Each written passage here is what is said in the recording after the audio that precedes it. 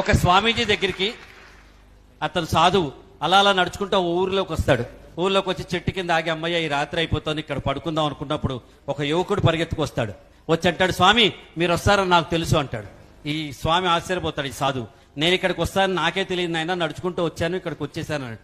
లేదండి నాకు తెలుసు, రాత్రి శివుడు నాకు కల్లో కనిపించాడు, రేపు సాయంత్రం 6 గంటలకు కరెక్ట్ గా ఇక్కడ ఒక వ్యక్తి వస్తాడు, ఆ వ్యక్తి దగ్గర అత్యంత విలువైంది ఉంది, అది నువ్వు తీసుకో అన్నాడు అని. ఇతను ఆశ్చర్యపోయాడు. అడుక్కునేవాడిని నాన్న, సన్యాసం పుచ్చుకునేవాడిని, నా దగ్గర అత్యంత విలువైంది ఏముంది అన్నాడు. మీ దగ్గర చాలా విలువైందే ఉంటుంది, మీ బ్యాగ్ ఇవ్వండి, జోలే బట్ట బ్యాగ్ ఉంటుంది కదా, అది ఇవ్వండి, నేను చూసుకుంటాను, నేను అందులో ఏముందో తీసుకుంటా అన్నాడు. అతను నవ్వి తన దగ్గర ఉన్న బ్యాగ్ ఇచ్చేశాడు. ఈ కుర్రాడు అందులో చేయబెట్టిట్ట తీస్తే ఇంత పెద్ద వజ్రం కనిపించింది అతనికి. ఆశ్చర్యపోయాడు సాధువు. ఇది ఉందని నాకే తెలియదు నాయన, శివుడిని కల్లో కనిపించాడు కాబట్టి ఈ వజ్రం నీదే తీసుకో అన్నాడు. ఈ కుర్రాడు చాలా ఆనందంగా ఇంటికి వెళ్ళిపోయాడు. ఈ సాధువు అక్కడ రాత్రి పడుకుని మొన్నాడు పొద్దున్న లేచి మళ్ళీ బయలుదేరుతుంటే ఈ పిల్లాడు, స్వామి ఆగండి ఆగండి ఆగండి అన్నాడు.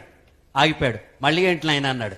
ఈ వజ్రం నాకు వద్దండి, దీనికంటే విలువైంది మీ దగ్గర ఉంది, అది నాకు కావాలండి అన్నాడు. ఈ సాధువు ఆశ్చర్యపోయాడు. దీనికంటే విలువైంది నా దగ్గర ఏముంది నాయన అని అడిగాడు. ఈ వజ్రాన్ని ఇచ్చే మనసు ఉంది కదా సార్, అది నాకు కావాలండి, ఆ వ్యక్తిత్వం ఎలా వచ్చింది మీకు అని చెప్తాడు అనమాట. వివేకానందుడు అందుకే చెప్తాడు, it is neither your earning nor your learning that will travel along with you to chase the adventure walls